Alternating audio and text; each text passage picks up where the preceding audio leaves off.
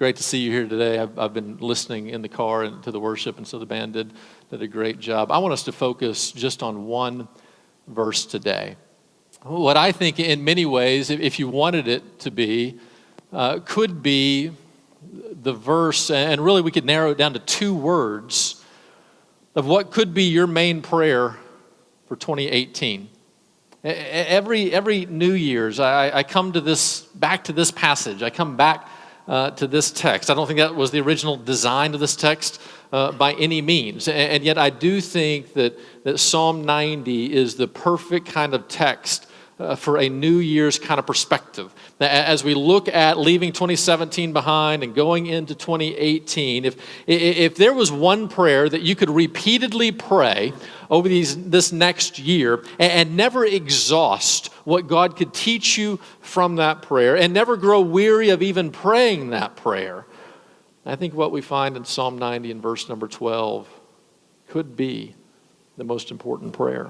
Now, I think it's important to understand the context of what's going on in Psalm 90. Now, Moses is responding to the immensity of God, the eternal nature of God, how he is from beginning to end, that there is no beginning and end with God. We fit inside of who he is, but literally God is so big and he so stands outside of time that for God, a single day is like 1,000 years. 1,000 years is like a day. It just doesn't matter to him.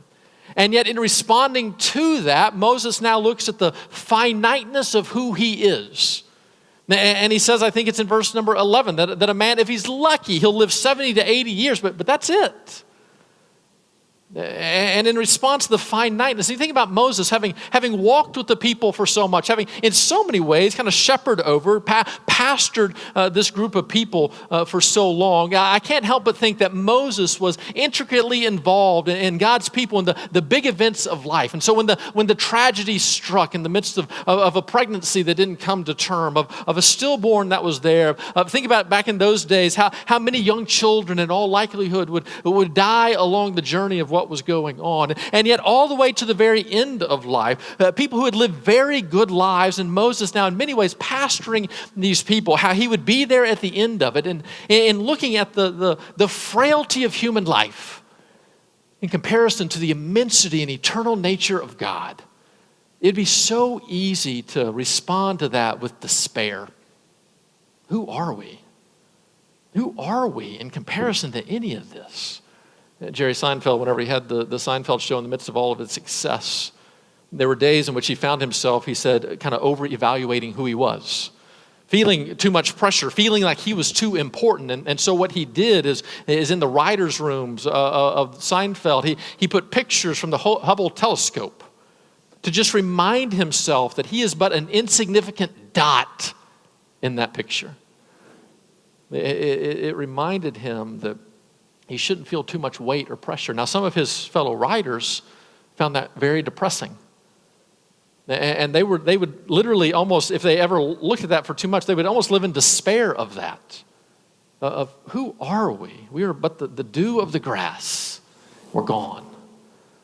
And so some people look at who God is and look at our frailty and live in despair. Most of us just live in denial. We live in denial of our own finiteness. We live in denial of our own possible impending death. We just pretend like it's not going to happen to us until all of a sudden life shakes us and wakes us up. And yet what I love about Moses here and the psalmist here is he doesn't live in despair of this truth. He doesn't live in denial of this truth. And instead, he finds a way to embrace it. And in response to the eternal nature of God and the finite frailty of man, he prays in Psalm 90, verse number 12. So teach us. So in response to this, so teach us to number our days that we may gain a heart of wisdom. The NIV says, teach us to number our days aright. The ESV says, well, that's already implied in there. Obviously, we're not going to ask him to number our days wrong. But teach us to number our days that we might get a heart of wisdom. Now, that's the end game. That's what the people of God now desire, a heart of wisdom, a heart like God. God is ultimately going to be the quintessential picture of what wisdom is all about. And the Psalms live in this constant dichotomy now of the way of the righteous and the way of the unrighteous, the way of the fool and the way of the wise person. And what Moses is praying here now is God, I want to be this person. I want to be the righteous one. I want to now live and have this heart of wisdom, to understand what life is all about, to live it in a proper way, to live it in a way that brings glory and honor to you, to exhaust myself to the best of my ability to do the important things in life. I don't want to get caught up in the foolishness of the wrong things or the foolishness of doing things in a wrong way. I don't want to now value those things that you don't value and to discredit those things that you do have value in. I don't want to misgauge what is right and wrong. I want to understand these concepts to the best of my possible ability. And so I desire a heart of wisdom. Now, the scary thing about that is there are some in this room with a heart of wisdom, not perfect. But it also means there's a lot of people living in foolish ways. And the interesting thing about foolishness, isn't it fascinating how in American culture we almost equate foolishness with fun? Man, that's just some college foolishness. That's not the biblical concept. The Bible doesn't describe foolishness as fun.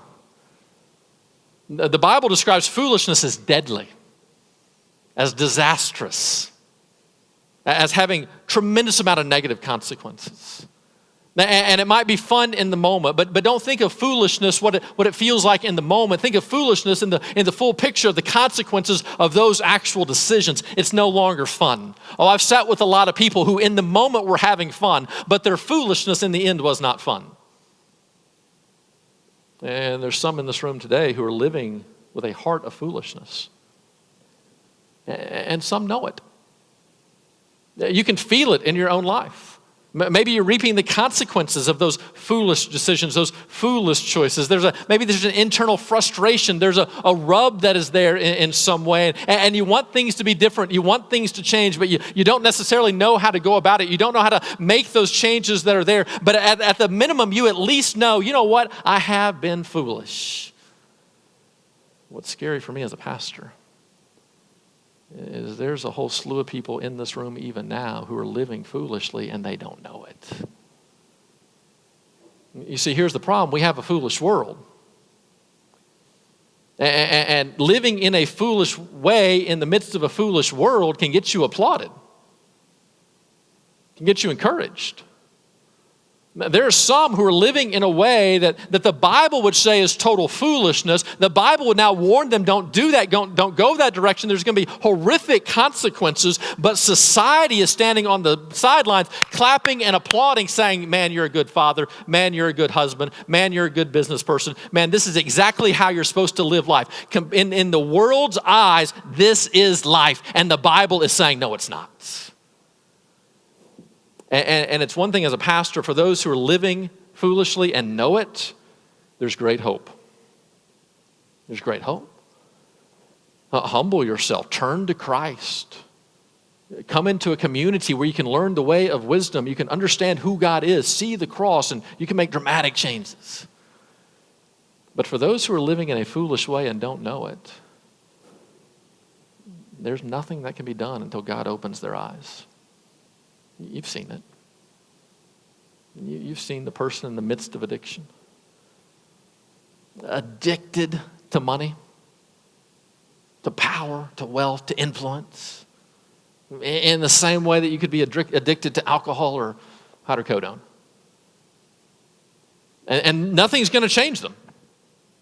It doesn't matter what the Bible says. It doesn't matter what wise people around them begin to say. Nothing can warn them until eventually, for whatever reason, something opens their eyes. You better have the humility today to say, God, I don't want foolishness. In the areas where I know I'm living it, God, I repent. But Father, where I don't know about it, open my eyes. Reveal it to me, because I want a heart of wisdom.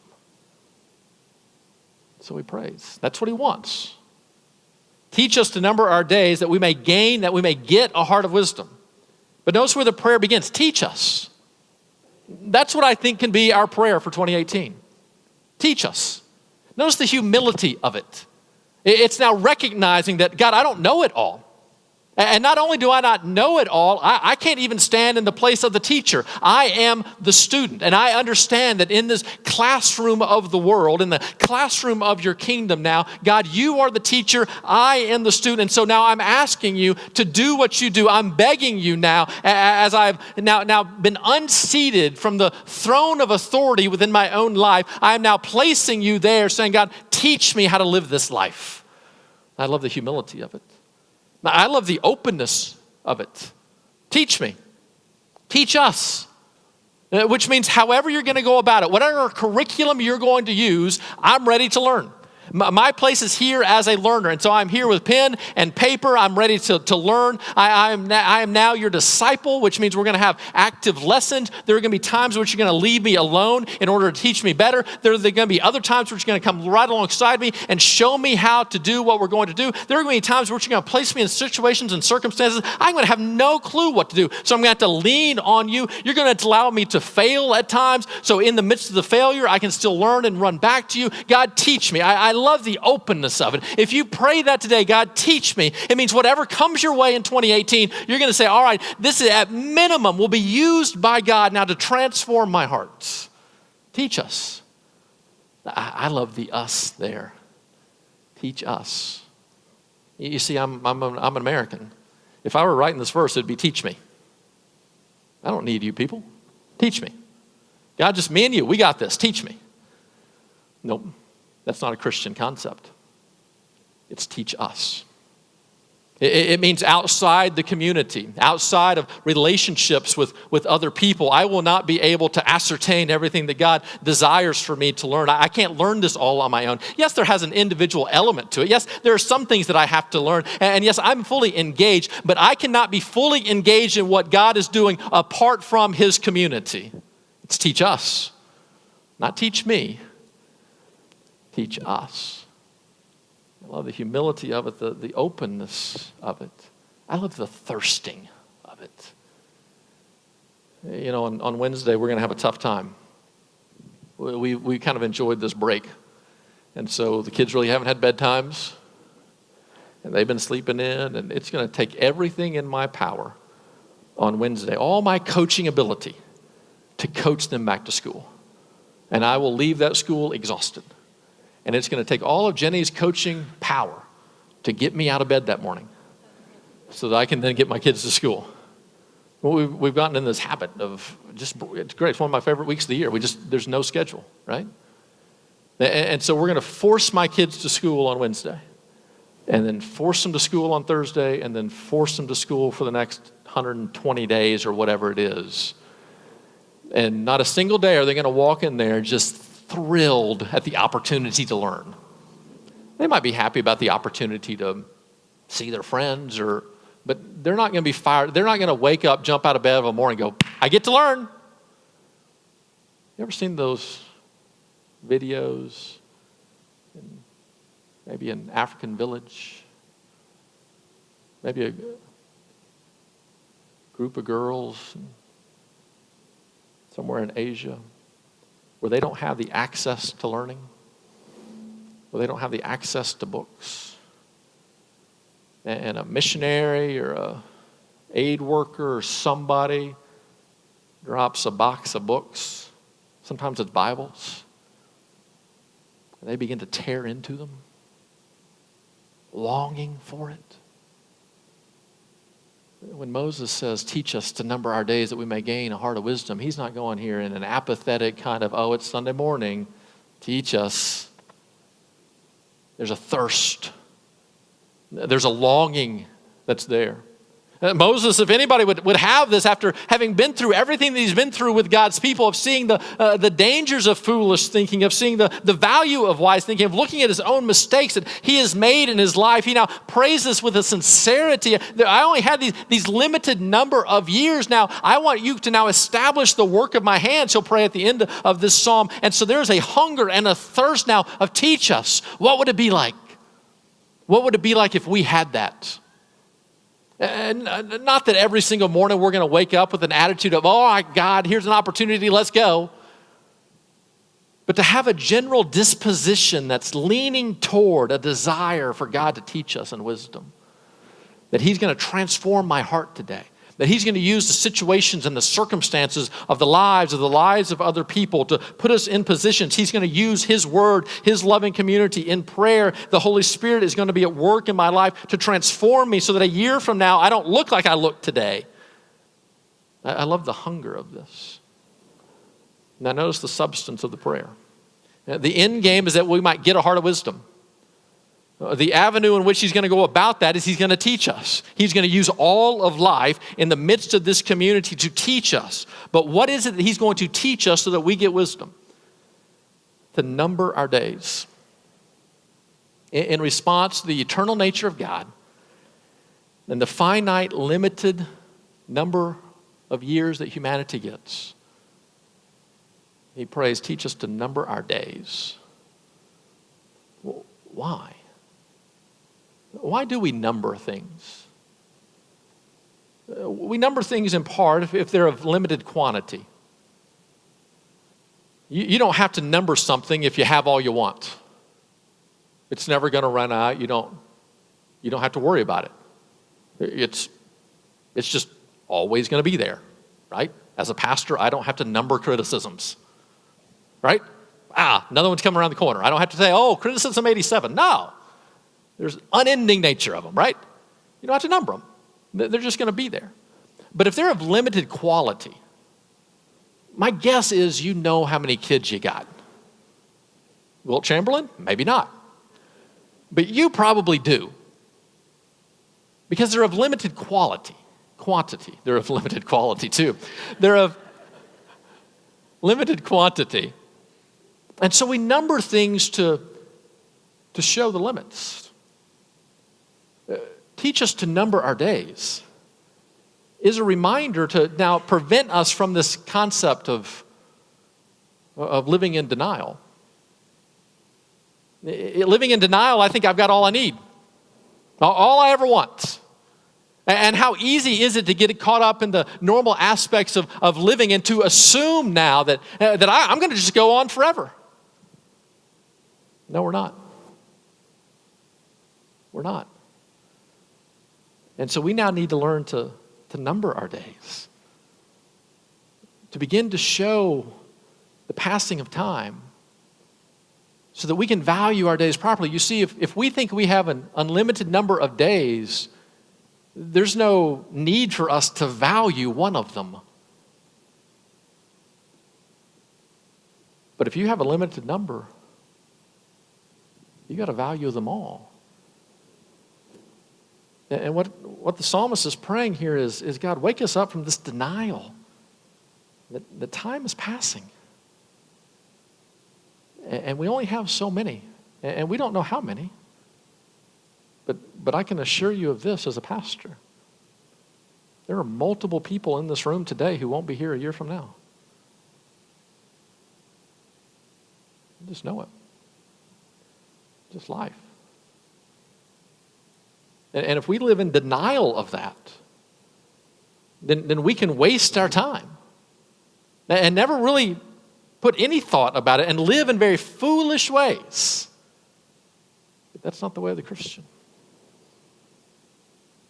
The way of God's people now is to recognize that life is a gift.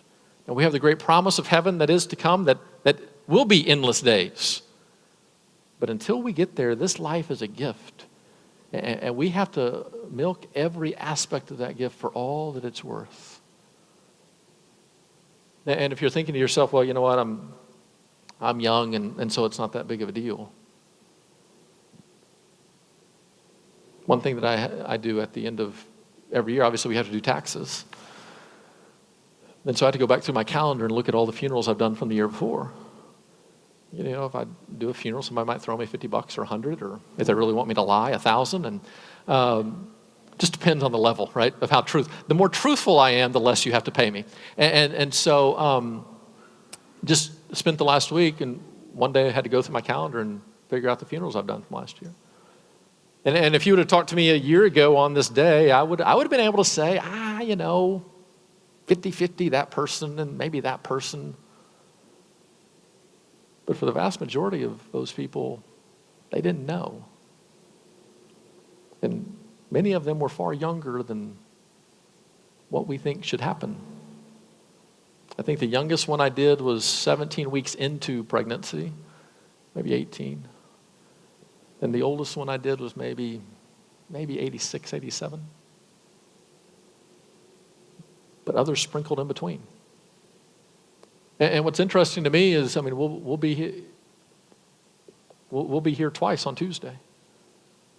2 church members, great church members, used to be in the same home group. Years ago in the same home group, will be buried on Tuesday on the same day, hours apart at National Cemetery. And yet both of them, while they had lived very full and fulfilling lives, both of them thought they had more time. And so even if you live out the fullness of your days, it's possible that maybe you'll be ready. But for a good number of people, there's still things to be done. Loved ones to be loved, and grandkids to see grow up, and spouses to take care of. And so even in the best case scenario, death still catches us off guard. It surprises us. And in part, we have to take moments to remind ourselves that the sand is passing through the hourglass and that we only have so much time. So we number things to show a limited quantity, but we also number things to get them in the right order, to order them properly. And I think what this prayer is saying, teach us to number our days that we may get a heart of wisdom, is that if we don't understand the limited value of our days, it'll lead to foolishness, not wisdom. But then it's also this concept of if we don't number our days properly, if we try to live our lives out of order, there can be a little bit of that. But the more out of order you begin to live your days, the more likely you are to lean toward foolishness and away from wisdom. Have you ever gone to a ball game or been in a mall or been out to eat at a restaurant? You see a 12-year-old girl that's dressed as though she's 22. And I look at that and I just go, no. That day's going to come. It'll get there. You'll get there. But just hold on. Let's enjoy this now. Let's enjoy 5th grade and 6th grade. Let's not try to pretend like we're already in college. Let's enjoy the time in which boys are evil, not that you're going to long for them, because eventually you'll figure out that they're evil. Let's hold off on that. Have you ever seen a 45-year-old man who's trying to act like he's 15? Married with kids, maybe?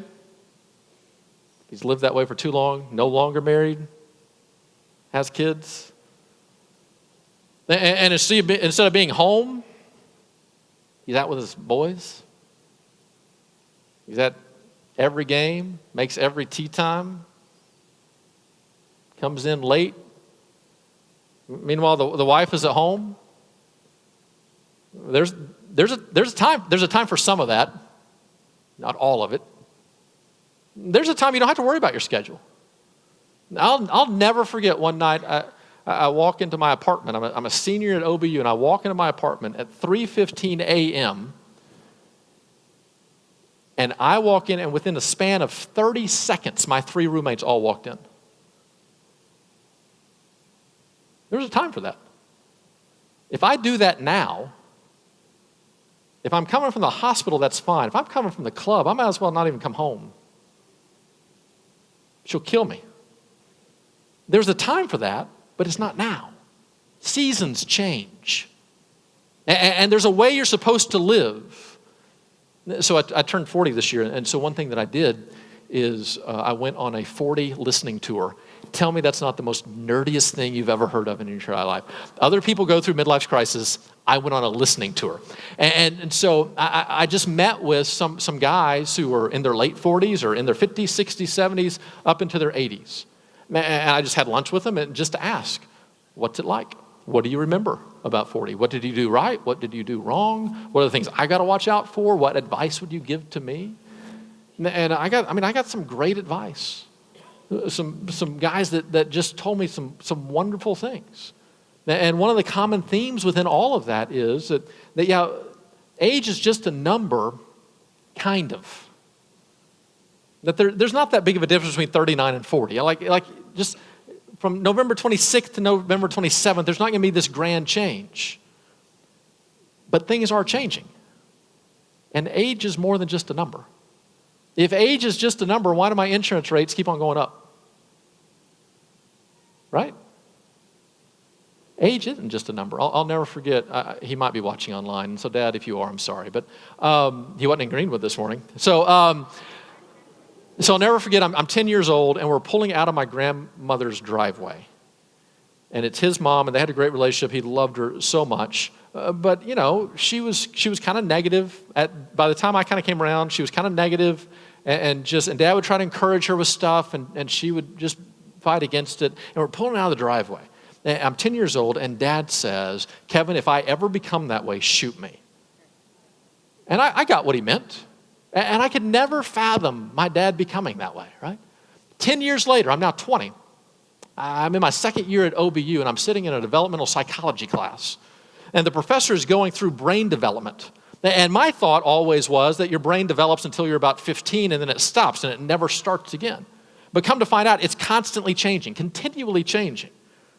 And as they were going through this, they began to hit the 70s and 80s about how your brain begins to change. And the professor began to go in of because your brain is changing in this way, some people calm down this way, but they can become a little bit more fearful about these things and tend to have more limited social circles. And so they can kind of fixate on some of these things. So here are the positives and here are the negatives. And I'm watching this and I'm seeing my grandmother. And it hit me. He's going to become like her. Like, you can't avoid it. Now there are some aspects that he can make a change about, no doubt. There's some things that we control, but there are other aspects that his brain is going to change and he's not going to be able to help it. And so my sister's going to have to worry about that. Today is different than yesterday. And it happens so subtly that if we don't have wisdom now to number our days, we won't get them in the right order. And whenever we don't get them in the right order, it leads to foolishness. It leads to negative consequences. I wonder, today, what day is it for you? What season are you in life? Now we can't have a hard structure here. Some people are slower to learn, or the circumstances of life do prevent some things. And so it's not a hard and fast truth. One of my mentors said, from 0 to 20, you get your formal education. From 20 to 40, you learn everything you're going to learn. From 40 to 60, that's where you'll experience your career success. From 60 to 80, that's where you need to leave your legacy. And there's so much wisdom and truth into that. But it's not these hardened lines. But things are changing. How I've pastored from 25 to 40 can't be how I'm going to pastor from 40 to 55. I've had to make changes. Yeah, and I mean, you know me, I'm an old soul, and so I started making these changes like 5 years ago, right? Because it's a different season. What season is it for you? And are you living your life in the proper order? There are some of you who it's possible you're experiencing some frustration because you're still living as though you were 40, and you're not. And at this season of life, what God is calling for you, what He's created you to do is use all your wisdom and experience, not for your own personal success, but now to instill that in others. But if you're still living back here, you're going to experience this frustration. There's some of you that it's very possible, maybe you're a student, and you're in high school or in college, or maybe you're at the medical school, and you're so longing for what is to come. You're so longing for whenever you get out, whenever you actually get to do things, and that you spend so much time thinking about the next season of life that you're missing your present season. And this room is filled with adults who can tell you that there's a consequence to that. That if you're not learning what you're supposed to be learning now, if you're not using this opportunity at this very moment to gain all that information, you're going to pay a price for it later on. There was a young couple that got married this past year. They're maybe a little bit older than what tends to get married in Fort Smith, but still young in my concept, so no kids around yet. They're a little bit more well-to-do than a lot of young couples, so they're not struggling at this moment to figure out how they're going to pay the house bill and that kind of thing. They're fine. And it's been so fun to kind of watch their Instagram because they've been traveling like crazy. I mean, just like crazy, traveling constantly. And it's a beautiful time. This is a season in their life where they can do that. If they choose to have kids for the next 25 years, they're not going to be able to do that. They'll be able to travel some, but if everything goes right and as planned, then 25 years from now, they can almost replicate this honeymoon phase. You know, you've seen it before. I've shown you the chart of marital satisfaction. I can't draw it, but I'm just going to have to illustrate it for you. So people tend to get married here.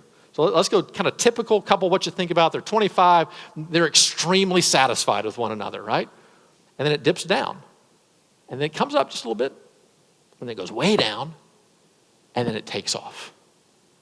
And it takes off to such an extent that if they're 25 here and really satisfied, they're 65 here and about the same place, and they're 70 and they're really happy, and it literally gets much better. Now, what are the two dips? Having kids, and then it comes up when the kids are in upper elementary, where mine are.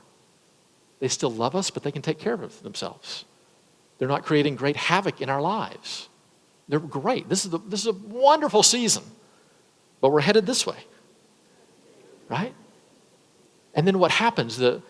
Raising teenagers is difficult, an empty nest is difficult, but most couples, if they make it through that, they begin to figure each other out again, and their satisfaction takes off. And they will find, generally, many couples find the later years far better than the early years. But here's the problem. You know when most affairs happen? You know when most divorces happen? At the two dips. Because they haven't numbered their days right, they haven't numbered and ordered their days properly. They don't understand as they're progressing toward a dangerous time, as they're hypothetically speaking coming toward a bridge that could be ice covered, they're not slowing down. They're not looking at their surroundings. They're just blasting through. And so they go through a rough time, and in that moment, instead of understanding this is a bad season of life, it's going to change, we're going through a bad day or a bad month or a bad year or a bad decade, instead of recognizing that, what they do in that moment is they think, well, we got this marriage wrong, let's try another. And I'm not saying that if you're in one of these two seasons that you should just endure it. I'm not saying that at all. But what I am saying is if you order your days properly, as you're approaching one of those seasons, you'll understand dangers ahead. We better secure this marriage now. We better get stronger now. We better surround ourselves with good people now because we're coming through a tough spot. We're about to enter into a difficult time, and we want to be prepared for it. But then whenever you're in the midst of the difficult time and things are bad, while you're working on it, you're trying to make it better. At the same time, there is this mentality of, you know what, eventually these people are going to move out. And life's going to get better. But if you don't order your days properly, a bad day comes and you're just like, well, what's the point? Teach us, God. Teach us to number our days that we may get this heart of wisdom. And part of numbering those to get them in the right order are going to be about these grand seasons of life. And how what you do in this season is not what you do in the next season. And seasons come to a close and you appreciate it, you thank God for it, and yet you move into the next one. Because if you stay stuck, you are guaranteed frustration and fruitlessness. But if you have the trust and the faith to keep on moving forward, there's this opportunity and this potential for success. But also to number our days right isn't just the grand seasons of life. In part, it's just the actual days of the week. Isn't it interesting that Moses, in all likelihood, wrote Psalm 90? And he also is the one who wrote the opening books of the Bible. And so the one who was empowered by the Holy Spirit to copy down the creative story.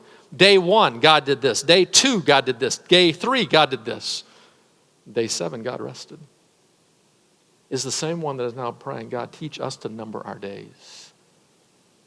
Not every day in a week is the same day.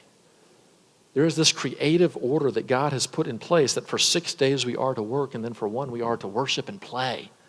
For 6 days we are to do. For one day we are to be. And yet if we don't number our days aright, Sunday looks like Monday and Wednesday. And we are beginning to err toward foolishness. Now, society will applaud. In this unending work culture, society will say, man, you're being a good businessman by going to work today. Man, you're taking care of your family. You're being a good husband. You're being a good father. You're being a successful career person in this moment by working here today. And they will applaud you as being wise. When the Bible will say, you're being a fool. For 6 you are to work, for 1 you are to rest. I wonder, what's your plan for next year? 52 Sundays. What's your plan?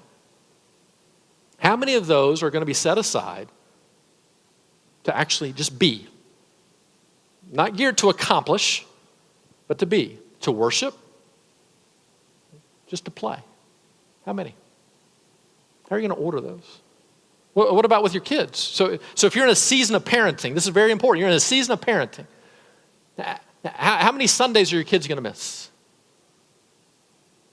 We're not going to be here for all of them. I'm not going to be here for all of them. You shouldn't be here for all of them. But how many?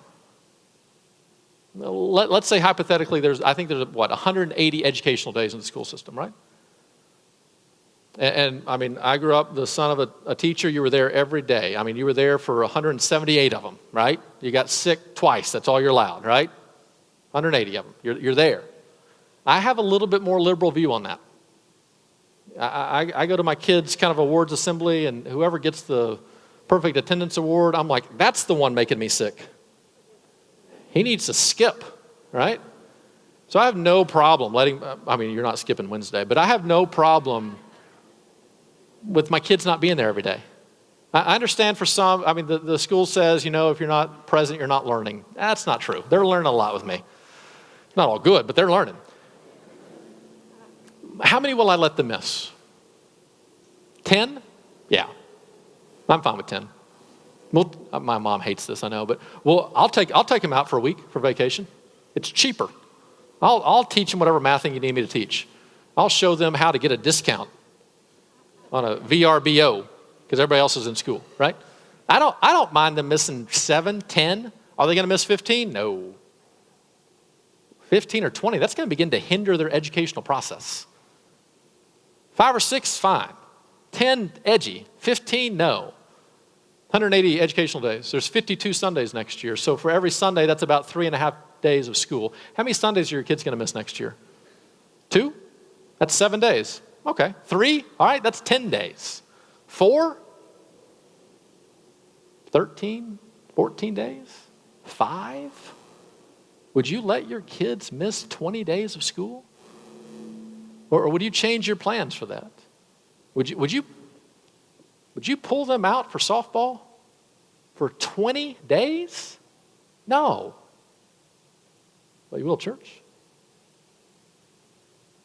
So teach us to number our days that we may get a heart of wisdom. Is it wise?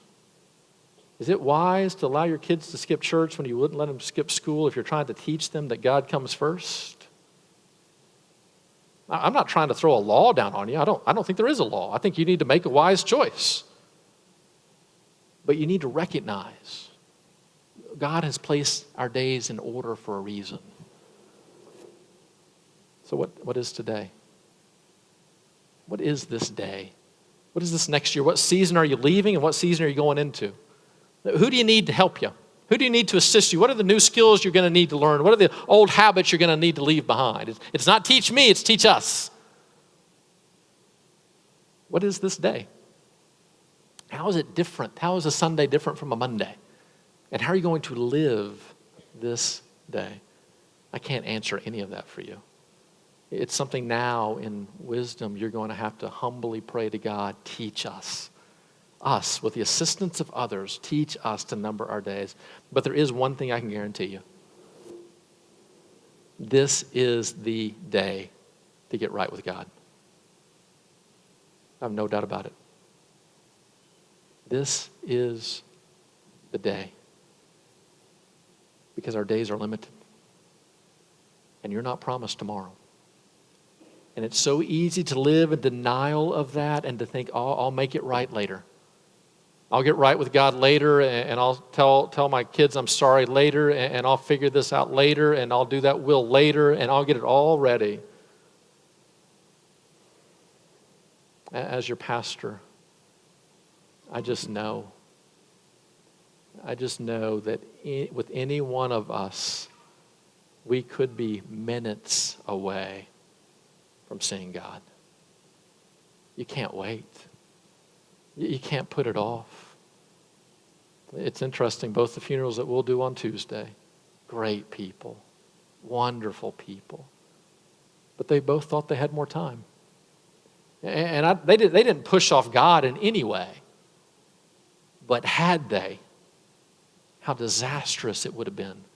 These funerals on Tuesday will be tremendous celebrations because these people have committed their lives to Christ, and we know that they are taken care of. Is that true of you? You can't wait another year. You can't wait till 2019 or 2020 to get this right. You can't wait another day. You can't wait another hour. Now is the time. Here's what the Bible says. There is a holy, just, perfect God.